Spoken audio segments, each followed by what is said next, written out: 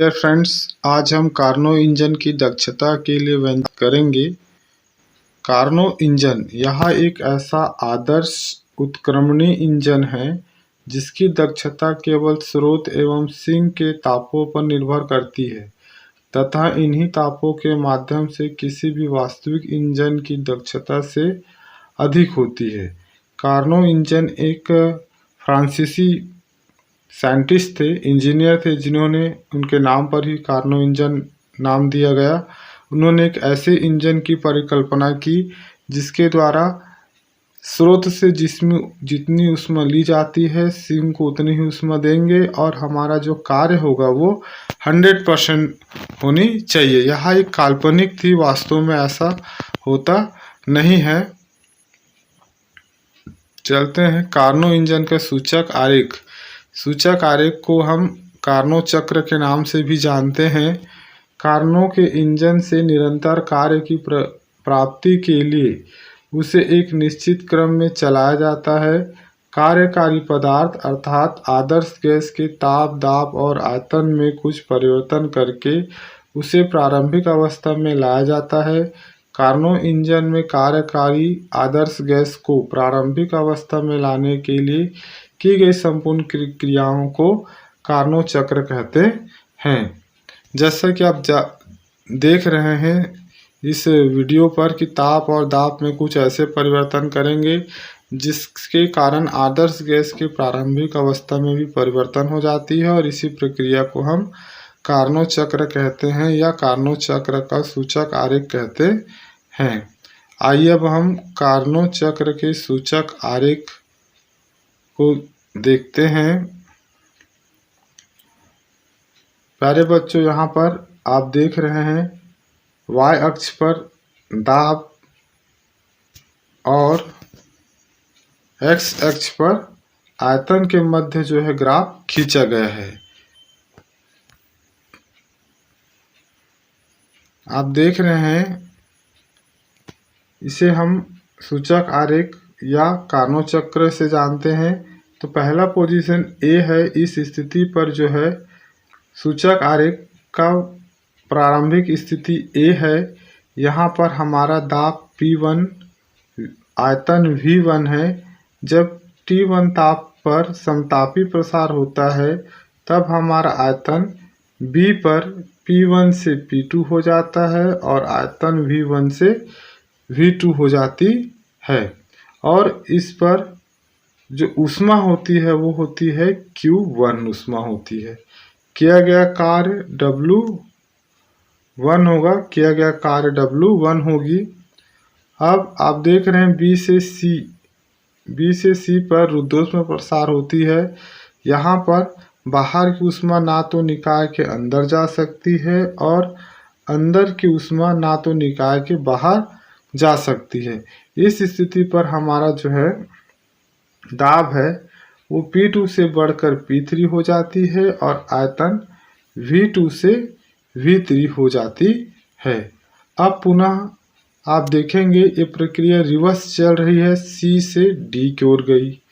तब यहाँ पर टेम्परेचर जो है T2 है। तो इस कंडीशन को बोलते हैं हम लोग समतापी संपीड़न। समतापी संपीड़न में आप देखेंगे कि जो हमारा आयतन है ये P3 से बढ़कर P4 हो गया और आयतन जो है वो V3 से V4 हो जाती है। अब पुनः आप देखेंगे D से A पर जाएंगे तो D से A पर जाने पर पुनः रुद्धोष्म संपीड़न होती है और इस स्थिति पर हमारा प्रारंभिक स्थिति पर पहुंच जाते हैं और हमारा जो दाब P4 से P1 पे हो जाती है और आयतन V4 से V1 हो जाती है। तो इस तरफ से यहाँ पर इस साइकिल जो है चलता रहता है। प्रारंभिक स्थिति A से B तक जो किया गया कार्य होगा वो W1, B से C तक जो किया गया कार्य होगा वो W2 और C से D तक किया गया कार्य होगा वो W3 होगा। पर ये माइनस होगा क्योंकि ये रिवर्स प्रोसेस पर जा रहा है B से C की ओर। उसी तरह D से A पर जब किया गया कार्य होगा वो -W 4 होगा। अब दी गई ऊष्मा और ली गई ऊष्मा, यहाँ से हम जो ऊष्मा दे रहे हैं वो Q1 ऊष्मा रहेगी और ली गई ऊष्मा रहेगी वो Q2 ऊष्मा रहेगी। ये सारे प्रोसेस के आधार पर हम आगे कार्नो इंजन की दक्षता के लिए व्यंजक ज्ञात करेंगे। अब स्टेप बाय स्टेप हम जो है एक एक प्रसार का अध्ययन करेंगे। तो पहला जो है हमारा कार्नो इंजन के मुख्य भागों को 4 प्रक्रमों में चलाकर एक पूर्ण चक्र किया जाता है। इस प्रक्रमों को PV आरेख द्वारा प्रदर्शित किया जाता है। आप देख रहे हैं कार्नो इंजन के जो चक्र हैं उसे हम 4 चक्रों में क्या किए हैं, प्रदर्शित किए हैं। A से B, B से C, C से D और D से A, 4 चक्र हो गया। इसी चक्र को हम PV आरेख के नाम से जानते हैं, सूचक आरेख के नाम से जानते हैं। अब एक एक पॉइंट को डिटेल से हम पढ़ते हैं। तो पहला है समतापी प्रसार। समतापी प्रसार में आदर्श गैस द्वारा किया गया कार्य W1 स्रोत से अवशोषित ऊष्मा Q1 के बराबर होता है, अर्थात W1 बराबर Q1। अब W बराबर हो जाएगा हमारा सूत्र RT log base E V2 बटे V1, इक्वेशन नंबर फर्स्ट। ये सूत्र कहाँ से आया है? ये सूत्र आया है समतापी प्रसार में गैसों के द्वारा किया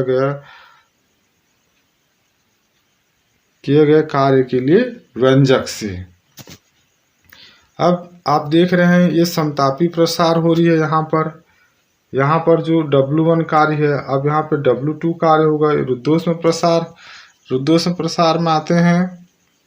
रुद्धोष्म प्रसार, इस स्थिति में गैस का रुद्धोष्म प्रसार होता है। रुद्धोष्म प्रसार का अर्थ यह है कि बाहर की ऊष्मा ना तो निकाय के अंदर जाएगी और ना ही अंदर की ऊष्मा निकाय के बाहर आएगी। इस स्थिति में इसका ताप T1 से घटकर T2 हो जाता है। अतः रुद्धोष्म प्रसार में आदर्श गैस द्वारा किया गया कार्य का सूत्र हो जाएगा W2 इक्वल R बटे गामा माइनस 1 ब्रैकेट में T1 minus T2, equation number 2। ये फार्मूला हमें रुद्धोष्म प्रसार में गैस द्वारा किया गया कार्य के लिए व्यंजक निकालते हैं तब प्राप्त होती है। तीसरा, समतापी संपीड़न। समतापी संपीड़न में आदर्श गैस पर किया गया कार्य सिंक को दी गई ऊष्मा Q1 के बराबर होती है, अर्थात WQ बराबर Q2। या समतापी संपीड़न में हमें प्राप्त जो फार्मूला होगी W3, यहाँ पर W लिखा गया है, W3 है। W3 equal R T2 log E V3 upon V4।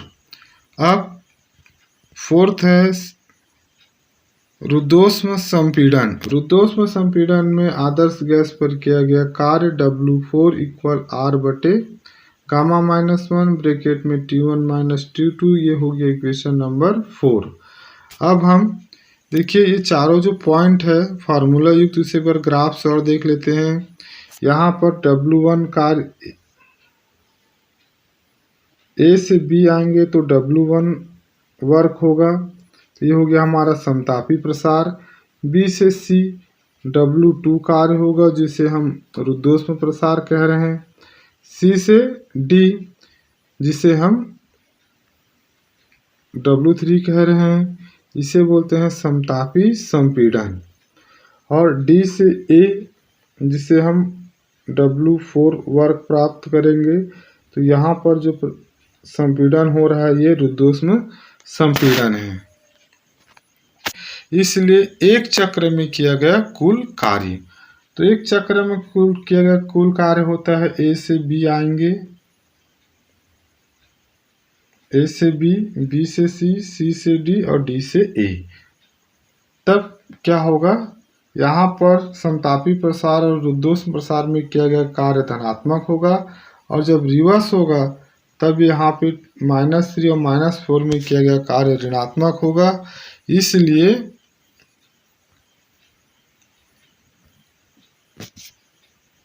अतः एक चक्र में गैस द्वारा किया गया कुल कार्य W बराबर W1 plus W2 minus W3 minus W4। अब यहाँ पर W1, W2, W3 और W4 जो किया गया कार्य है, इक्वेशन नंबर फर्स्ट से W1 का मान, इक्वेशन नंबर 2 से W2 का मान और इक्वेशन नंबर थर्ड से W3 का मान और इक्वेशन नंबर 4 से W4 का मान मैंने यहाँ पर पुटअप कर दिया है। अब आप देखेंगे कि W2 और W4 पर किया गया कार्य की जो राशि है वो W2 द्वारा किया गया कार्य धनात्मक है और W4 द्वारा किया गया कार्य ऋणात्मक है और ये राशि समान है, इसलिए राशि कट जाएगा। तो आप देख रहे हैं जब ये राशि और ये राशि कट गई तब हमें W बराबर RT1 log base E V2 बटे V1 minus RT2 log E V3 बटा V4 प्राप्त हुआ है।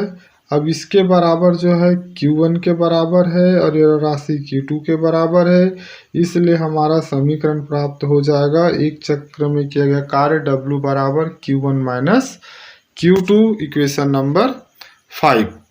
अब कार्नो इंजन की दक्षता से हमें पता है कि कार्नो इंजन की दक्षता एक पूर्ण चक्र में कार्यकारी पदार्थ द्वारा किए गए कार्य और अवशोषित ऊष्मा के अनुपात के बराबर होती है। अर्थात कार्नो इंजन की दक्षता बराबर एक पूर्ण चक्र में किया गया कार्य बटा अवशोषित ऊष्मा। तो आप देख रहे हैं यहाँ पर हम कार्नो इंजन की दक्षता को ईटा से नोटेट कर रहे हैं और एक पूर्ण चक्र में किया गया कार्य W और अवशोषित ऊष्मा Q1। अब समीकरण 5 से W का मान रखने पर तो W का मान आप देख रहे हैं W बराबर Q1 माइनस Q2 है। इस वैल्यू को पुटअप कर देंगे हम यहाँ पर। तो आप देख रहे हैं कि ईटा इक्वल W का मान है Q1 माइनस Q2 बटा Q1। अब इसको सिंप्लीफिकेशन करूंगा तो ईटा बराबर आ जाएगा 1 माइनस Q2 बटे Q1, इक्वेशन नंबर 6। यहाँ पर देखिए क्या हुआ है, राशि को अलग अलग कर दिया हमें, Q1 बटा Q1 माइनस Q2 बटा Q1 और एक कट कर क्या हो जाएगा, 1 हो जाएगा, इसलिए यहाँ पर 1 आया है। तो ईटा का मान है 1 माइनस Q2 बटा Q1, इक्वेशन नंबर 6। अब चलते हैं यहाँ पर Q2 और Q1 का मान जो है मैं पुटअप कर दूंगा। कहाँ से आएगा ये, हमारा इक्वेशन नंबर फर्स्ट और थर्ड से प्राप्त होगा। Q2 और Q1 का मान रख दिया हूँ।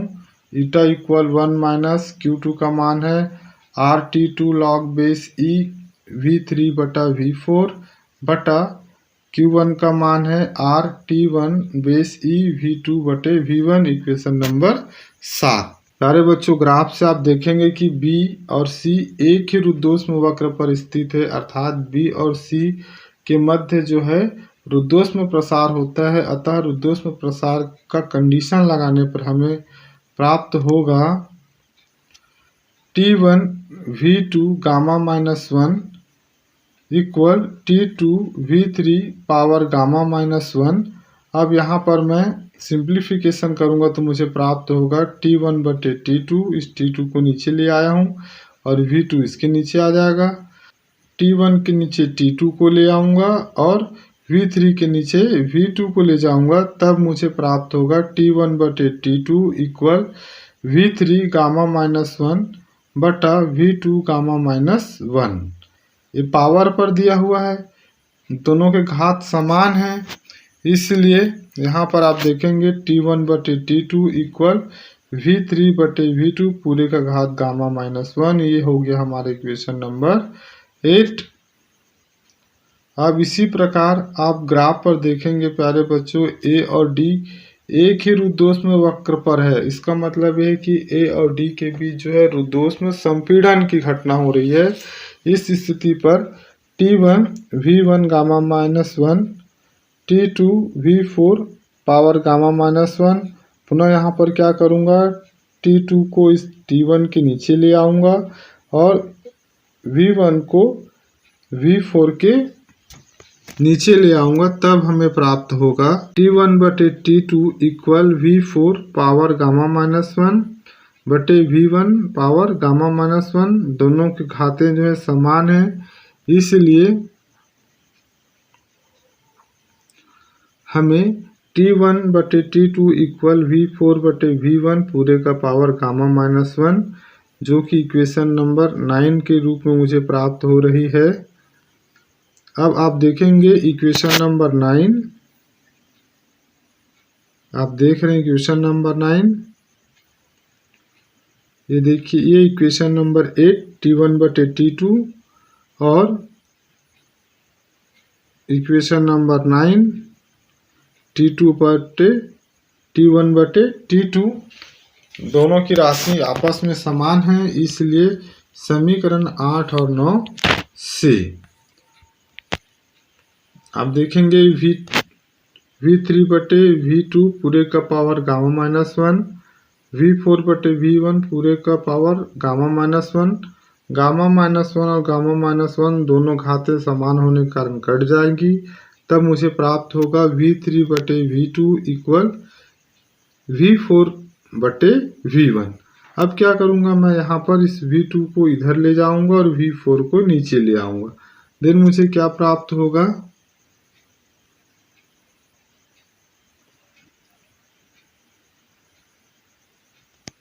V3 बटे V4 बराबर V2 बटे V1, इक्वेशन नंबर 10। अब समीकरण 7 में मान रखने पर, अब तो समीकरण 7 एक बार मैं पुनः दिखा देता हूं आप लोगों को। ये हो गया हमारा समीकरण number 7, eta equal 1 minus RT2 log base e V3 upon V4, RT1 log base e V2 upon V3। यहाँ पर मैं मान को चेंज कर दूंगा भी।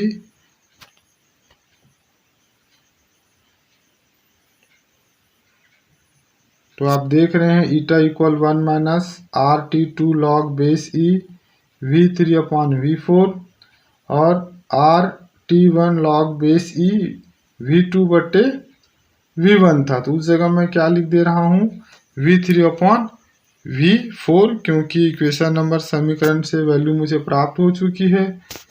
अब आप देखेंगे प्यारे बच्चों कि R और ये R कट जाएगा, log base e V3 upon V4 log base e V3 upon V4 समान है, इसलिए कट जाएगा।